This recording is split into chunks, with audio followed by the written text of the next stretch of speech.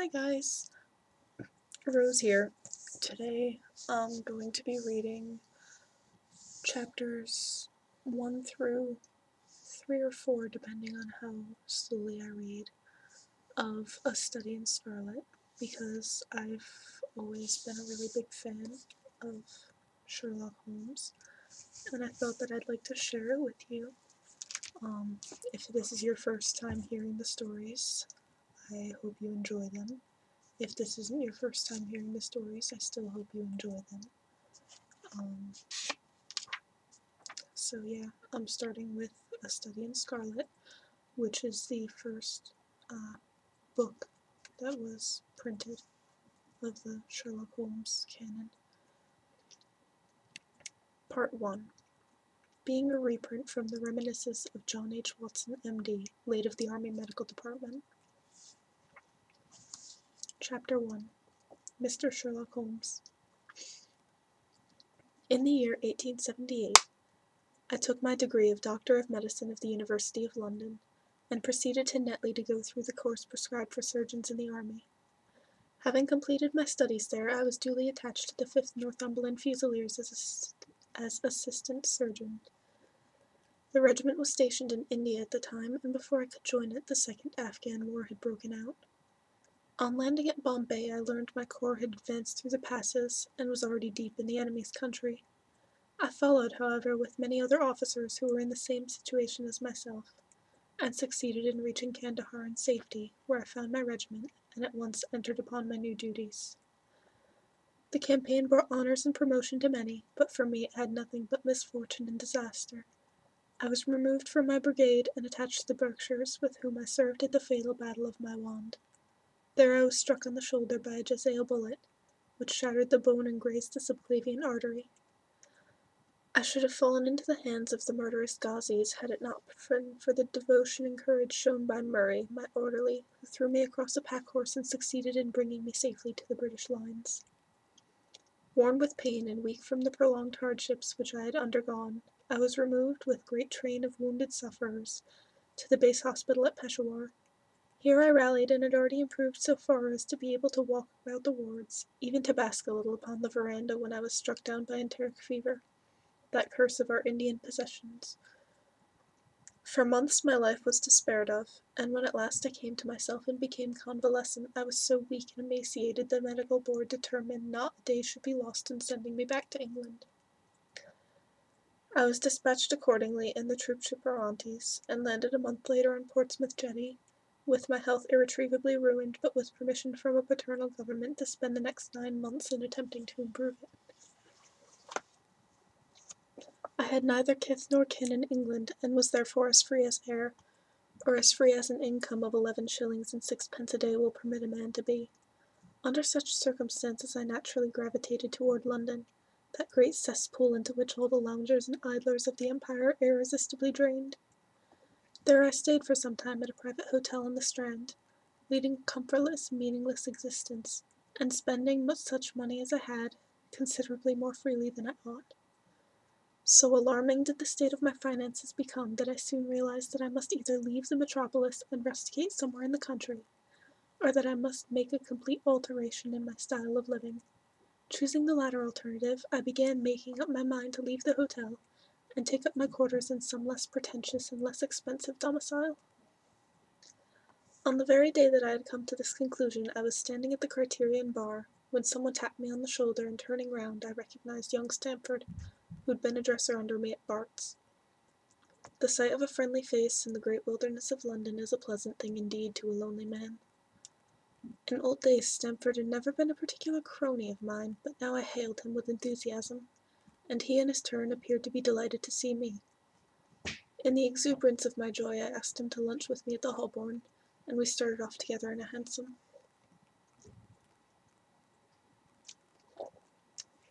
"Whatever have you been doing with yourself, Watson?" he asked in undisguised wonder as we rattled through the crowded London streets. "You're as thin as a lath and brown as a nut." I gave him a short sketch of my adventures, and had hardly concluded it by the time we reached our destination. "Poor devil," he said commiseratingly, after he'd listened to my misfortunes. "What are you up to now?" "Well, Looking for lodgings, I answered, trying to resolve the problem as to whether it's possible to get comfortable rooms at a reasonable price. That's a strange thing, remarked my companion. You are the second man today that's used that expression to me. And who was the first? I asked. A fellow who's working at the chemical laboratory up at the hospital. He was bemoaning himself this morning because he could not get someone to go halves with him in some nice rooms which he'd found, and which were too much for his purse. By Jove, if he really wants someone to spend the rooms with and the expense, I'm the very man for him. I should prefer having a partner to being alone. Young Stamford looked rather strangely at me over his wine-glass. You don't know Sherlock Holmes yet, he said. Perhaps you would not care for him as a constant companion. Why, what is there against him? Oh, I didn't say there was anything against him. He's a little queer in his ideas, an enthusiast in some branches of science. As far as I know, he's a decent fellow, though. A medical student, I suppose, said I. No, I have no idea what he intends to go in for. I believe he's well up in anatomy, and he's a first-class chemist, but as far as I know, he's never taken any systematic medical classes. His studies are very desultory and eccentric, and he's amassed a lot of out-of-the-way knowledge which would astonish his professors. Did you never ask him what he's going in for? I asked. No, he's not a man that it is easy to draw out, though he can be communicative enough when the fancy seizes him. I should like to meet him, I said. If I'm to lodge with anyone, I should prefer a man of studious and quiet habits. I'm not strong enough yet to stand much noise or excitement. I had enough of both in Afghanistan to last me for the remainder of my natural existence. How can I meet this friend of yours? He's sure to be at the laboratory, returned my companion. He either avoids the place for weeks or else he works there from morning till night. If you like, we will drive around together after luncheon. Certainly, I answered, and the conversation drifted away to other channels. As we made our way to the hospital after leaving the Holborn, Stamford gave me a few more particulars about the gentleman whom I proposed to take in as a fellow lodger. You mustn't blame me if you don't get on with him, he said. I know nothing more of him than I have learned from meeting him occasionally in the laboratory. You proposed this arrangement, so you must not hold me responsible. If we don't get on, it will be easy to part company, I answered. It seems to me, Stamford, I asked, looking hard at my companion, that you have some reason for washing your hands of this matter. Is this fellow's temper so formidable, or what is it? Don't be mealy-mouthed about it. It's not easy to express the inexpressible, he answered with a laugh. Holmes is a little too scientific for my tastes. It approaches to cold-bloodedness. I could imagine his giving a friend a little pinch of the latest vegetable alkaloid, not out of malevolence, you understand, but simply out of a spirit of inquiry in order to have an accurate idea of the effects. To do him justice, I think that he would take it himself with the same readiness. He appears to have a passion for definite and exact knowledge. Very right, too. Yes, but it may be pushed to excess. When it comes to beating the subjects in the dissecting rooms with a stick, it's certainly taking a rather bizarre shape. Beating the subjects? Yes, to verify how far bruises may be produced after death. I saw him at it with my own eyes. And yet you say he's not a medical student? No, heaven knows what the objects of his studies are, but here we are, and you must form your own impressions about him. As he spoke, we turned down a narrow lane and passed through a small side door, which opened into a wing of the great hospital. It was familiar ground to me, and I needed no guiding as we ascended the bleak stone staircase and made our way down the long corridor, with its vista of whitewashed wall and dun-colored doors. Near the farther end, a low arched passage branched away from it and led to the chemical laboratory. This was a lofty chamber, lined and littered with countless bottles. Broad low tables were scattered about, which bristled with retorts, test tubes, and little Bunsen lamps with their blue flickering flames. There was only one student in the room, who was bending over a distant table absorbed in his work. At the sound of our steps he glanced round and sprang to his feet with a cry of pleasure. "I found it! I found it!" he shouted to my companion, running towards us with a test tube in his hand. "I found a reagent which is precipitated by hemoglobin and by nothing else." Had he discovered a gold mine, greater delight could not have shone upon his features. "Dr. Watson, Mr. Sherlock Holmes," said Stamford, introducing us. "How are you?" he said cordially, gripping my hand with a strength for which I should have hardly given him credit. "You've been in Afghanistan, I perceive." "How on earth did you know that?" I asked in astonishment. "Never mind," said he, chuckling to himself. "The question now is about hemoglobin. No doubt you see the significance of this discovery of mine?" "It is interesting chemically, no doubt," I answered, "but practically—" "Why, man, it is the most practical medico-legal discovery for years. Don't you see that it gives us an infallible test for bloodstains? Come over here now." He seized me by the coat sleeve in his eagerness and drew me over to the table at which he'd been working. "Let us have some fresh blood," he said, digging a long bodkin into his finger and drawing off the resulting drop of blood in a chemical pipette. "Now I add this small quantity of blood to a liter of water. You perceive that the resulting mixture has the appearance of pure water. The proportion of blood cannot be more than 1 in a million. I have no doubt, however, that we shall be able to obtain the characteristic reaction."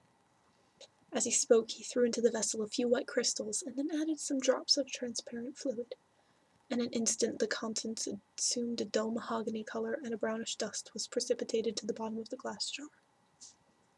"Ha, ha!" he cried, clapping his hands, and looking as delighted as a child with a new toy.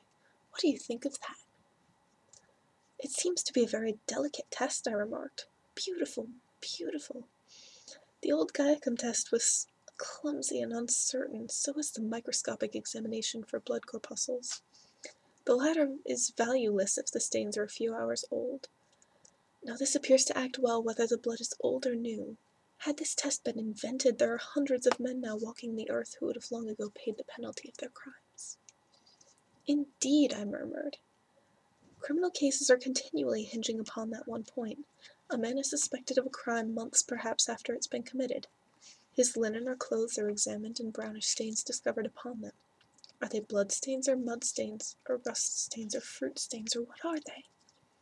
That is a question which has puzzled many an expert, and why? Because there was no reliable test. Now we have the Sherlock Holmes test, and there will be no longer any difficulty." His eyes fairly glittered as he spoke, and he put his hand over his heart and bowed as if to some applauding crowd conjured up by imagination. "You are to be congratulated," I remarked, considerably surprised at his enthusiasm. "There was the case of von Bischoff at Frankfurt last year. He would certainly have been hung had this test been in existence. Then there was Mason of Bradford, the notorious Muller, the Favre of Montpellier, Samson of New Orleans. I could name a score of cases in which it would have been decisive." "You seem to be a walking calendar of crime," said Stamford with a laugh. "You might start a paper on those lines. Call it Police News of the Past." "Very interesting reading it might be made, too," remarked Sherlock Holmes, sticking a small piece of plaster over the prick on his finger. "I have to be careful," he continued, turning to me with a smile, "for I dabble with poisons a good deal." He held out his hand as he spoke, for I noticed it was mottled all over with similar pieces of plaster, and discolored with strong acids. "We came here on business," said Stamford, sitting down in a high three-legged stool, and pushing another one in my direction with his foot. "My friend here wants to take diggings, and as you were complaining that you could get no one to go halves with you, I thought I'd better bring you together." Sherlock Holmes seemed delighted at the idea of sharing rooms with me. "I have my eye on a suite on Baker Street," he said, "which would suit us down to the ground. You don't mind the smell of strong tobacco, I hope?" "I always smoke ships myself," I answered. "That's good enough. I generally have chemicals about and occasionally do experiments. Would that annoy you?" "By no means. Let me see, what are my other shortcomings? I get in the dumps at times, and don't open my mouth for days at end. You must not think I'm sulky when I do that. Just let me alone and I'll soon be right. What have you to confess now? It's just as well for two fellows to know the worst of one another before they begin to live together." I laughed at his cross-examination. "I keep a bull pup," I said, "and I object to rouse because my nerves are shaken, and I get up at all sorts of ungodly hours, and I'm extremely lazy. I have another set of vices when I'm well, but those are the principal ones at present." "Do you include violin playing in your category of rouse?" he asked anxiously. "It depends on the player," I answered.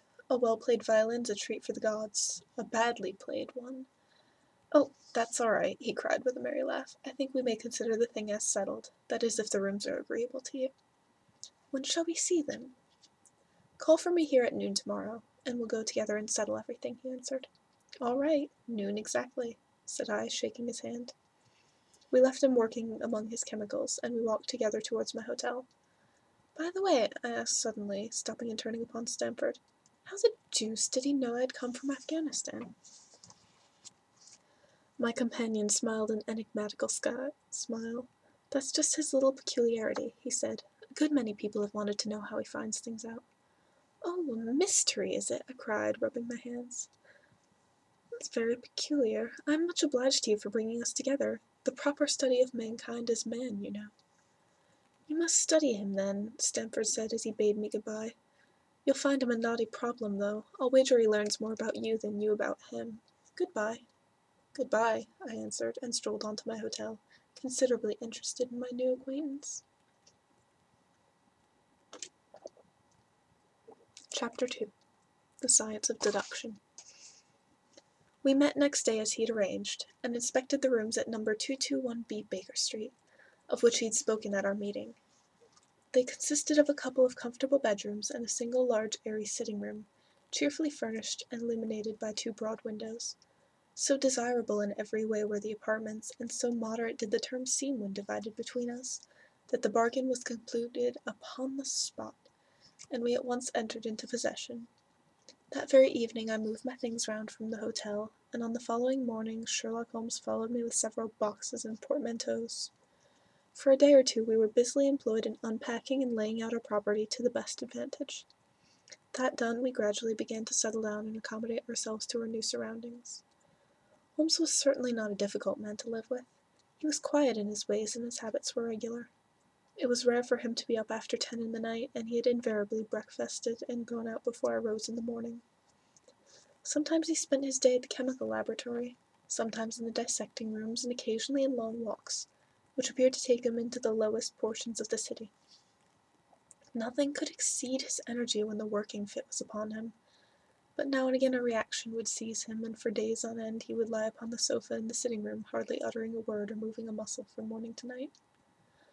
On these occasions I've noticed such a dreamy, vacant expression in his eyes that I might have suspected him of being addicted to the use of some narcotic, had not the temperance and cleanliness of his whole life forbidden such a notion. As the weeks went by, my interest in him and my curiosity as to his aims in life gradually deepened and increased. His very person and appearance were such to strike attention in the most casual observer. In height he was rather over 6 feet, so excessively lean that he seemed to be considerably taller. His eyes were sharp and piercing, save those intervals of torpor to which I have alluded, and his thin, hawk-like nose gave his whole expression an air of alertness and decision. His chin, too, had the prominence and squareness which mark the man of determination. His hands were invariably blotted with ink and stained with chemicals, yet he was possessed of extraordinary delicacy of touch, as I frequently had the occasion to observe when I watched him manipulating his fragile philosophical instruments. The reader may set me down as a hopeless busybody, when I confess how much this man stimulated my curiosity, and how I endeavored to break through the reticence which he showed on all that concerned himself. Before pronouncing judgment, however, be it remembered how objectless was my life, and how little there was to engage my attention. My health forbade me from venturing out unless the weather was exceptionally genial, and I had no friends who would call upon me and break the monotony of my daily existence. Under these circumstances I eagerly hailed the little mystery from which hung around my companion, and spent much of my time endeavoring to unravel it. He was not studying medicine. He had himself, in reply to a question, confirmed Stamford's opinion in that point. Neither did he appear to have pursued any course of reading which might fit him for a degree, in science or any other recognized portal which would give him an entrance into the learned world. Yet his zeal for certain studies was remarkable, and within eccentric limits his knowledge was so extraordinary, ample, and minute that his observations have fairly astounded me.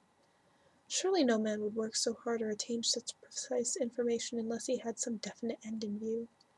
Desultory readers are seldom remarkable for the exactness of their learning.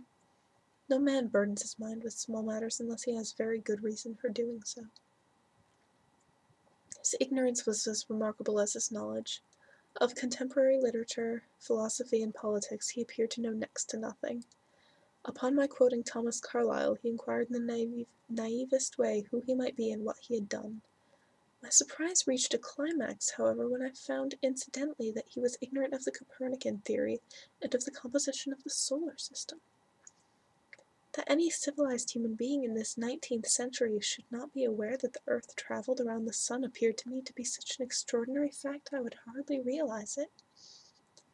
You appear to be astonished, he said, smiling at my expression of surprise. Now that I do know it, I shall do my best to forget it. To forget it?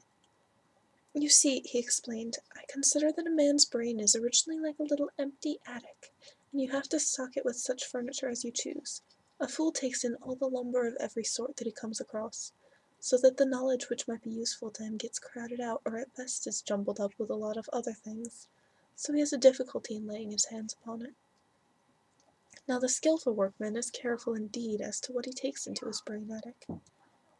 He will have nothing but the tools which may help him doing his work, but of these he has a large assortment, and all in the most perfect order. It is a mistake to think that the little room has elastic walls and can distend to any extent. Depend upon it, when there comes a time for every addition of knowledge you forget something that you knew before.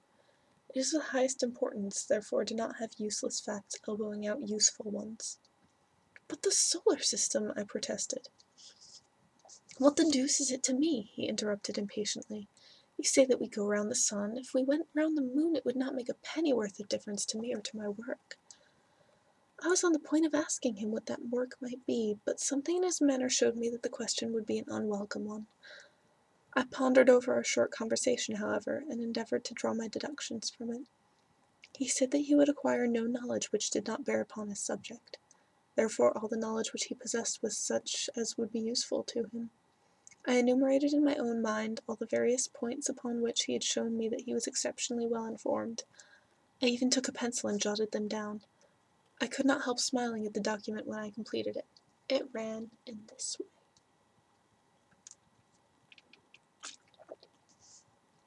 Sherlock Holmes. His limits. Knowledge of literature, nil. Knowledge of philosophy, nil. Knowledge of astronomy, nil. Knowledge of politics, feeble. Knowledge of botany, variable. Well up in belladonna, opium, and poisons generally, knows nothing of practical gardening. Knowledge of geology, practical, but limited. Tells at a glance different soils from each other. After walks has shown me splashes upon his trousers, and told me by their colour and consistence in which part of London he had received them. Knowledge of chemistry, profound. Knowledge of anatomy, accurate but unsystematic. Knowledge of sensational literature, immense. He appears to know every detail of every horror perpetrated in the century. Plays the violin well. Is an expert single-stick player, boxer, and swordsman. Has a good practical knowledge of British law. When I had got so far in my list, I threw it into the fire in despair. If I can only find what the fellow's driving at by reconciling all these accomplishments and discovering a calling which needs them all, I said to myself, I may as well give up the attempt at once. I see that I have alluded above to his powers upon the violin. These were very remarkable, but as eccentric as all his other accomplishments. That he could play pieces, and most difficult pieces, I knew well, because at my request he played me some of Mendelssohn's Lieder, and other favourites. When left to himself, however, he would seldom produce any music, or attempt any recognized air. Leaning back in his armchair of an evening, he would close his eyes and scrape carelessly at the fiddle which was thrown across his knee. Sometimes the chords were sonorous and melancholy. Occasionally they were fantastic and cheerful. Clearly they reflected the thoughts which possessed him, but whether the music aided those thoughts, or whether the playing was simply the result of a whim or fancy, was more than I could determine. I might have rebelled against these exasperating solos had it not been that he usually terminated them by playing in quick succession a whole series of my favourite airs, as a slight compensation for the trial upon my patience. During the first week or so we had no callers, and I had begun to think that my companion was as friendless a man as I was myself. Presently, however, I found that he had many acquaintances, and those in the most different classes of society. There was one sallow, rat-faced, dark-eyed fellow who was introduced to me as Mr. Lestrade, and who came 3 or 4 times in a single week. One morning a young girl called, fashionably dressed, and stayed for half an hour or more. The same afternoon brought a grey-headed, seedy visitor, looking like a Jew peddler, who appeared to me to be much excited, and who was closely followed by a slipshod elderly woman. On another occasion an old white-haired gentleman had had an interview with my companion, and on another a railway porter in his velveteer uniform. When any of these nondescript individuals put in an appearance, Sherlock Holmes used to beg for the use of the sitting-room, and I would retire to my bedroom. He always apologized to me for putting me to this inconvenience. "I have to have this room as a place of business," he said, "and these people are my clients." Again I had an opportunity of asking him a point-blank question, and again my delicacy prevented me from forcing another man to confide in me. I imagined at the time that he had some strong reason for not alluding to it, but he soon dispelled the idea by coming round to the subject of his own accord. It was upon the 4th of March, as I have good reason to remember, that I rose somewhat earlier than usual, and found that Sherlock Holmes had not yet finished his breakfast. The landlady had become so accustomed to my late habits that my place had not been laid nor my coffee prepared. With the unreasonable petulance of mankind I rang the bell, and gave a curt intimation that I was ready. Then I picked up a magazine from the table and attempted to while away the time with it, while my companion munched silently at his toast. One of the articles had a pencil mark at the heading, and I naturally began to run my eye through it. Its somewhat ambiguous title was The Book of Life, and it attempted to show how much an observant man might learn by an accurate and systematic examination of all that came in his way. It struck me as being a remarkable mixture of shrewdness and absurdity. The reasoning was close and intense, but the deductions appeared to me to be far-fetched and exaggerated. The writer claimed by a momentary expression, a twitch of muscle or glance of an eye, to fathom a man's most in-thoughts. Deceit, according to him, was an impossibility in the case of one trained to observation and analysis. His conclusions were as infallible as so many propositions of Euclid. So startling would his results appear to the uninitiated that until they learned the processes by which he had arrived at them, they might as well consider him a necromancer. "From a drop of water," said the writer, "a logician could infer the possibility of an Atlantic or Niagara without having seen or heard one of the other. So all life is a great chain, the nature of which is known whenever we are shown a single link of it. Like all other arts, the science of deduction and analysis is one which can only be acquired by long and patient study, nor is life long enough to allow any mortal to attain the highest possible perfection in it. Before turning to those moral and mental aspects of the matter which present the greatest difficulties, let the inquirer begin by mastering more elementary problems. Let him on meeting a fellow mortal learn at a glance to distinguish the history of the man, and the trade or profession to which he belongs. Puerile as such an exercise may seem, it sharpens the faculties of observation, and teaches one where to look and what to look for. By a man's finger-nails, by his coat-sleeve, by his boots, by his trouser-knees, by the callosity of his forefinger and thumb, by his expression, by his shirt-cuffs, by each of these things a man's calling is plainly revealed. That all united should fail to enlighten the competent inquirer in any case is almost inconceivable."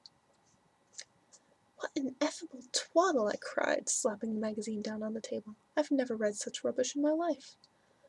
"What is it?" asked Sherlock Holmes. "Why, this article," I said, pointing at it with my egg spoon as I sat down to my breakfast. "I see that you've read it since you've marked it. I don't deny that it's smartly written. It irritates me, though. It's evidently the theory of some armchair lounger who evolves all these neat little paradoxes in the seclusion of his own study. It's not practical. I should like to see him clapped down in a third-class carriage on the Underground, and asked to give the trades of all his fellow-travellers. I would lay 1,000 to 1 against him." "You would lose your money," Holmes remarked calmly. "As for the article, I wrote it myself." "You?" "Yes, I have a turn for both observation and deduction. The theories which I have expressed there, and which appear to you to be so chimerical, really extremely practical, so practical that I depend upon them for my bread and cheese." "And how?" I asked involuntarily. "Well, I have a trade of my own. I suppose I'm the only one in the world. I'm a consulting detective, if you can understand what that is. Here in London we have lots of government detectives and lots of private ones. When these fellows are at fault, they come to me, and I manage to put them on the right scent. They lay all the evidence before me, and I'm generally able, by the help of my knowledge and history of crime, to set them straight. There is a strong family resemblance about misdeeds, and if you have all the details of 1,000 at your finger ends, it's odd if you can't unravel the 1,001st. Lestrade is a well-known detective. He got himself into a fog recently over a forgery case, and that was what brought him here. And these other people? They're mostly sent on by private inquiry agencies. They're all people who are in trouble about something and want a little enlightening. I listen to their story, they listen to my comments, and I pocket their fee. But do you mean to say, I said, that without leaving your room you can unravel some knot which other men can make nothing of, although they have seen every detail themselves? Quite so. I have a kind of intuition that way. Now and again a case turns up which is a little more complex. Then I have to bustle about and see things with my own eyes. You see, I have a lot of special knowledge which I apply to the problem, and which facilitates matters wonderfully. Those rules of deduction laid down in that article which aroused your scorn are invaluable to me in practical work. Observation with me is second nature. You appeared to be surprised when I told you on our first meeting that you had come from Afghanistan. You were told, no doubt. Nothing of the sort. I knew you came from Afghanistan. From long habit, the train of thoughts ran so swiftly through my mind that I arrived at the conclusion without being conscious of intermediate steps. There were such steps, however. The train of reasoning ran. Here is a gentleman of medical type, but with the air of a military man. Clearly an army doctor, then. He's just come from the tropics, for his face is dark, yet that's not the natural tint of his skin, for his wrists are fair. He's undergone hardship and sickness, as his haggard face says clearly. His left arm has been injured. He holds it in a stiff and unnatural manner. Where in the tropics would an English army doctor have seen such hardship and gotten his arm wounded? Clearly in Afghanistan. The whole train of thought did not occupy a second. I then remarked that you came from Afghanistan, and you were astonished. It's simple enough as you explain it, I said, smiling. You remind me of Edgar Allan Poe's Dupin. I had no idea that such individuals did exist outside of stories. Sherlock Holmes rose and lit his pipe. No doubt do you think that you're complimenting me in comparing me to Dupin, he observed. Now, in my opinion, Dupin was a very inferior fellow. That trick of his of breaking in on his friend's thoughts with an apropos remark after a quarter of an hour's silence is really showy and superficial. He had some analytical genius, no doubt, but he was by no means such a phenomenon as Poe appeared to imagine. Have you read Gaboriau's work? I asked. Does Lecoq come up to your idea as a detective? Sherlock Holmes sniffed sardonically. Lecoq was a miserable bungler, he said in an angry voice. He had only one thing to recommend him, and that was his energy. The book made me positively ill. The question was how to identify an unknown prisoner. I could have done it in 24 hours. He took 6 months or so. It might be made a textbook for detectives to teach them what to avoid. I felt rather indignant at having 2 characters whom I admired treated in this cavalier style. I walked over to the window and stood looking out into the busy street. This fellow may be very clever, I said to myself, but he's certainly very conceited. There are no crimes and no criminals in these days, he said querulously. What's the use of having brains in our profession? I know well that I have it in me to make my name famous. No man lives, or has ever lived, who has brought the same amount of study and of natural talent to the detection of crime which I have done. And what is the result? There is no crime to detect, or at most some bungling villainy with a motive so transparent that even a Scotland Yard official could see through it. I was still annoyed at his bumptious style of conversation. I thought it best to change the topic. I wonder what that fellow's looking for, I asked, pointing to a stalwart, plainly dressed individual who was slowly walking to the other side of the street, looking anxiously at the numbers. He had a large blue envelope in his hand, and was evidently the bearer of a message. You mean the retired sergeant of Marines, said Sherlock Holmes. Brag and bounce, thought I to myself. He knows that I cannot verify his guess. The thought had hardly passed through my mind when the man whom we were watching caught sight of the number on our door, then ran rapidly across the roadway. We heard a loud knock, a deep voice below, and heavy steps ascending the stair. "For Mr. Sherlock Holmes," he said, stepping into the room and handing my friend the letter. Here was an opportunity of taking the conceit out of him. He little thought of this when he made that random shot. "May I ask, my lad," in the blandest voice, "what your trade may be?" "Commissionaire, sir," he said gruffly, uniform away for repairs. "And you were?" I asked, with a slightly malicious glance at my companion. "A sergeant, sir. Royal Military Light Infantry, sir. No answer? Right, sir." He clicked his heels together, raised his hand in salute, and was gone. That was the first 2 chapters, but this has gone on for quite long enough. I need to give my voice a little bit of a break. So, I'm going to finish reading it at some point. Maybe tomorrow, maybe later tonight. So yeah, I hope you enjoyed. If you enjoyed, or didn't, leave a comment below, let me know.